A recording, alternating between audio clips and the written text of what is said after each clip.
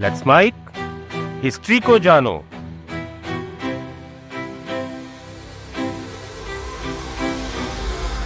साल था 1582। फ्रांस के राजा हेनरी द फोर्थ 4 अक्टूबर की रात को सोने के लिए जाते हैं। अच्छी नींद लेने के बाद वो अगली सुबह जब उठते हैं तो उन्हें पता चलता है कि आज तारीख 5 या 6 अक्टूबर नहीं बल्कि 15 अक्टूबर है। सिर्फ राजा हेनरी नहीं बल्कि 4 अक्टूबर 1582 के दिन सोने वाला फ्रांस का हर शख्स असल में 15 अक्टूबर को ही उठा। सुनने में आपको अजीब लग सकता है दोस्तों, लेकिन इस साल सच में ऐसा हुआ था। एक ऐसी अजीब घटना जब कैलेंडर से 4 या 5 नहीं बल्कि पूरे 10 दिन गायब हो गए थे। इंटरेस्टिंग बात यह है कि 4 अक्टूबर को गुरुवार यानी थर्सडे था और 10 दिन बाद जब 15 अक्टूबर आया तब शुक्रवार यानी फ्राइडे था। अब ध्यान से अगर ना देखा जाए तो नहीं पता चलेगा कि कैलेंडर से 10 दिन मिस हो गए हैं। लेकिन ये किया क्यों गया, कहाँ गए ये 10 दिन, और क्या अभी भी हो सकता है कि हमारे कैलेंडर से 10 या 15 दिन ऐसे ही गायब हो जाएं? आज मैं आपको इतिहास के उन 10 गायब दिनों की कहानी सुनाने वाला हूं, तो वीडियो को अंत तक जरूर देखिएगा दोस्तों, क्योंकि अपना इतिहास नहीं जानोगे तो खुद को कैसे पहचानोगे। दोस्तों ये घटना थी 1582 की, लेकिन 10 दिन गायब क्यों किए गए इसे समझने के लिए जाना होगा साल 46 ईसा पूर्व के रोमन साम्राज्य में। यह वो साल था जब जूलियस सीजर रोम का राजा बना। जूलियस सीजर रोम साम्राज्य के सबसे महान राजाओं में से एक थे। जब वो राजा बने तो उन्हें कई चीजें सुधारनी पड़ी। इन्हीं चीजों में से एक चीज थी रोमन कैलेंडर, जो उस वक्त बहुत ज्यादा मिसमैनेज हो गया था। देखिए, पुराना रोमन कैलेंडर 355 दिन का होता था, वहीं पृथ्वी सूरज के चारों ओर चक्कर लगाती है 365 दिन तक। इस वजह से हर 2 साल में रोमन कैलेंडर में 22 या फिर 23 दिन अलग से जोड़े जाते थे। इन्हें इंटर कैलेंडरी ईयर्स कहा जाता था। ये किया जाता था ताकि कैलेंडर सीजन्स के साथ सही से बैठ सके। मतलब जिस महीने में गर्मियों का महीना आता है या गर्मियों का सीजन आता है उसी महीने में गर्मियां आए, इसलिए यह काम किया जाता था। लेकिन पहली शताब्दी ईसा पूर्व में पूरा रोम युद्ध और विद्रोहों के बीच फंस गया। इस दौरान ये जो 22 दिन जोड़ने का काम होता था वो सही से हो ही नहीं पाया। इस वजह से रोमन कैलेंडर बुरी तरह से बिगड़ गया। यानी कि जूलियस सीजर को अब जंग भी लड़नी थी और अपने कैलेंडर भी ठीक कराने थे। इसके लिए सीजर ने रोम के सबसे बेहतरीन एस्ट्रोनॉमर्स को काम पर लगाया। इन एस्ट्रोनॉमर्स ने कड़ी मेहनत करके एक नया कैलेंडर बनाया, क्योंकि पुराने रोमन कैलेंडर को ठीक करना बहुत मुश्किल टास्क हो गया था। यह नया कैलेंडर इस लॉजिक के साथ बनाया गया था कि एक सोलर ईयर 365.25 दिन लंबा होता है। नए कैलेंडर में 355 की बजाय 365 दिन होंगे और हर 4 साल में फरवरी के महीने में 1 दिन और ऐड करेंगे। इससे होगा ये कि 0.25 का जो अंतर है वो भी पूरा हो जाएगा। इस तरह से एक सिंपल और ज्यादा इंपैक्टफुल कैलेंडर बन सकेगा।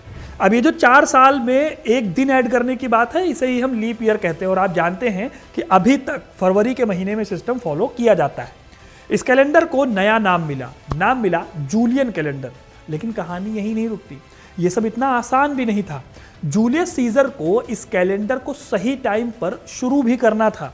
इसीलिए 46 ईसा पूर्व में जूलियस सीजर को कैलेंडर में 2 महीने एक्स्ट्रा जोड़ने पड़े।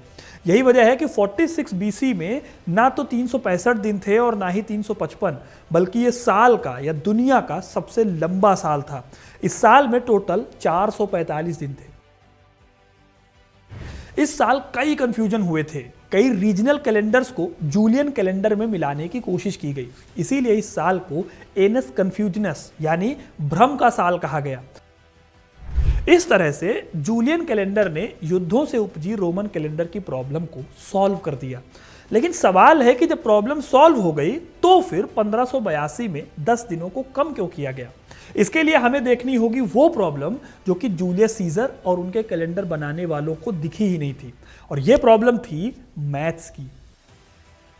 असल में जूलियन कैलेंडर में एक दिक्कत थी। दिक्कत यह थी कि इस कैलेंडर में इस बात पर तो काम किया गया कि साल 365.25 दिन का होता है, लेकिन असलियत में साल 365.2422 दिन लंबा होता है। दशमलव के बाद लास्ट के जो 2 नंबर हैं उनको तब इग्नोर कर दिया गया था, और इसी ने आगे चलकर एक बड़ी प्रॉब्लम खड़ी की। इस एक मिस कैलकुलेशन से हर 100 साल में जूलियन कैलेंडर बेमेल हो जाता था। ये थोड़ा कॉम्प्लिकेटेड हो सकता है, इसलिए मैं आपको एक एग्जाम्पल से समझाता हूँ, ज़्यादा अच्छे से समझ पाएंगे। मान लीजिए कि आप ऑफिस या फिर स्कूल जाते हैं और हर दिन आप बस 10 सेकेंड एक्स्ट्रा लेट होते हैं। यानी आज अगर आप 10:10 पर ऑफिस पहुंचे तो कल आप 10:20 में ऑफिस जाएंगे। यानी कि सिर्फ 10 सेकेंड डेली आप लेट हो रहे हैं। तो 6 दिन बाद आप 60 सेकेंड यानी 1 मिनट लेट होने लगेंगे और 60 दिन बाद ये लेट का जो दायरा है ये 10 मिनट का हो जाएगा। अब ये तो है सिर्फ 10 सेकेंड का एग्जाम्पल, लेकिन इनकी वैल्यू बहुत ज़्यादा है। ऐसा ही हुआ था जूलियन कैलेंडर के केस में, जो कि उस वक्त तो समझ नहीं आया, लेकिन जैसे मैंने आपको अभी ऑफिस लेट जाने वाला या स्कूल लेट जाने वाला एग्जाम्पल दिया, अगर आप उस हिसाब से इसे फिट करेंगे यहाँ पे तो पता चलेगा कि जूलियन कैलेंडर 1600 सालों तक इस्तेमाल में आ चुका था और इतने सालों में इस कैलेंडर में करीब 14 दिनों का गैप आ गया था। अब सवाल है कि इसको लेकर फिर इतना बवाल क्यों हुआ। तो देखिए, होने ये लगा था कि ईसाई धर्म के त्यौहार में खास तौर पर ईस्टर का जो त्यौहार पड़ता था उसकी तारीख तय करने में दिक्कतें आने लगी थी। जैसे कि बसंत का जो आखिरी महीना होता है उसमें जो पूर्णिमा पड़ती है उसके बाद जो पहला संडे पड़ता है उस दिन ईसाइयों में ईस्टर मनाया जाता है। ये तारीख 21 मार्च के आसपास पड़ा करती थी, लेकिन 16वीं सदी आते आते ये कैलेंडर अपनी एक्चुअल तारीख से करीब 14 दिन दूर हो गया था। ये चर्च के लिए एक बड़ी बात थी, क्योंकि इसका मतलब था कि अब उनका ईस्टर रियल दुनिया के हिसाब से नहीं पड़ रहा था। 16वीं सदी के आखिर तक आते आते ये प्रॉब्लम बहुत बड़ी हो गई।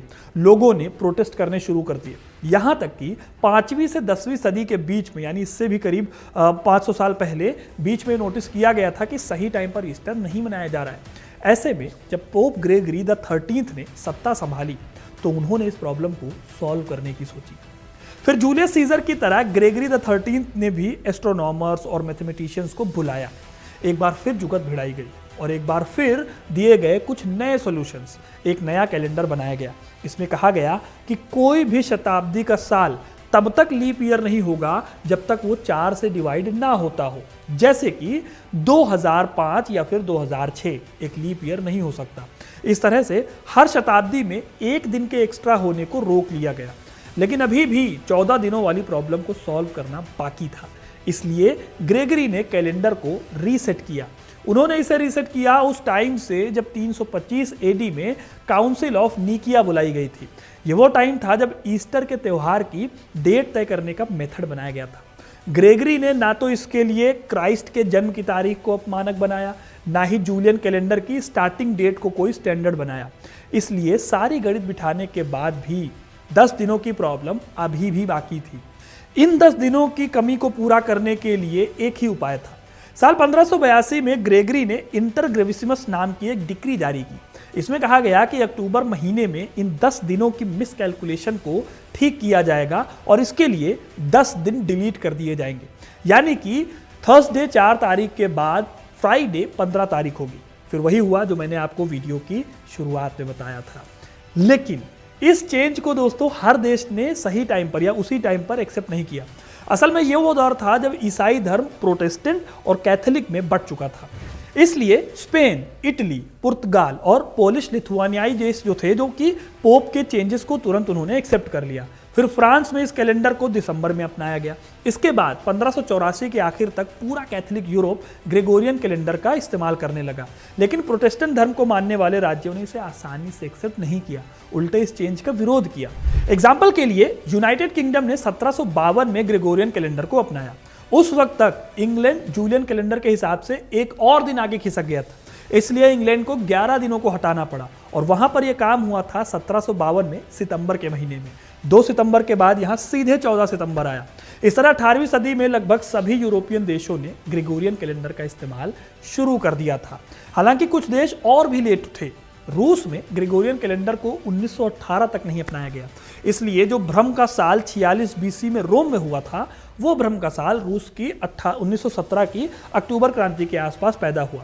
अगर देखा जाए तो जूलियन कैलेंडर के हिसाब से रशियन रेवोल्यूशन जो था वो 25 अक्टूबर को था, लेकिन ग्रेगोरियन कैलेंडर के हिसाब से क्रांति 7 नवंबर को हुई। आज दोस्तों ग्रेगोरियन कैलेंडर दुनिया में सबसे ज़्यादा इस्तेमाल में लाया जाने वाला कैलेंडर है, लेकिन इसके बावजूद लोग अपने अपने धर्म के लिए अपने धर्म से जुड़ा कैलेंडर ही इस्तेमाल करते हैं। जैसे शक संवत हिंदुओं के लिए, इस्लाम के लिए लोगों के लिए हिजरी कैलेंडर, जापानी शासक कैलेंडर और यहाँ तक कि पुराना जूलियन कैलेंडर, जो अभी भी कई रूढ़िवादी ईसाई इस्तेमाल करते हैं। तो दोस्तों ये तो कहानी हो गई कि कैसे अक्टूबर में 10 दिन अचानक गायब किए गए। हालांकि अब आप सवाल पूछ सकते हैं कि क्या ऐसा फिर कभी हो सकता है। तो देखिए, देखा जाए तो अब ये काम होना ना के बराबर है, क्योंकि ग्रेगोरियन कैलेंडर ने दिनों की इस प्रॉब्लम को पूरी तरह से सॉल्व कर दिया। हालांकि अभी भी धरती के चक्कर लगाने में 36 सेकंड का सालाना कैलकुलेशन एरर है। इस तरह करीब 3300 साल लगेंगे सिर्फ एक दिन का अंतर पैदा करने में।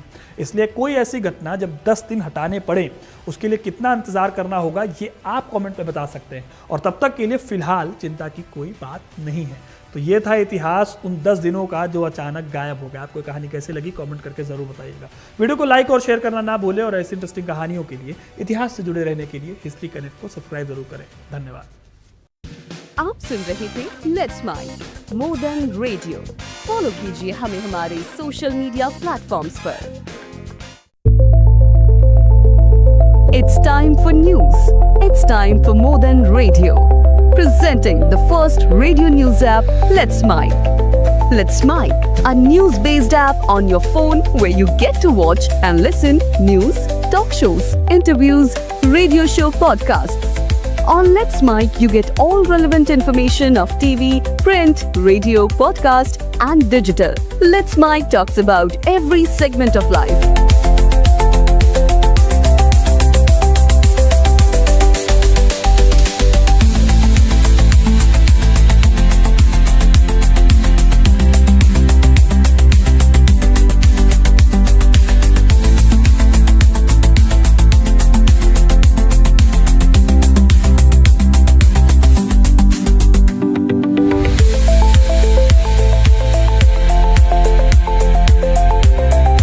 Download the app now from Play Store. Available both on Android and iOS mobile phones.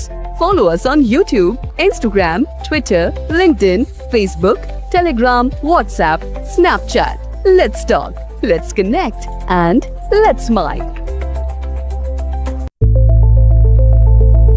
It's time for news. It's time for more than radio. Presenting the first radio news app, Let's Mic. Let's Mic, a news-based app on your phone where you get to watch and listen news, talk shows, interviews, radio show podcasts.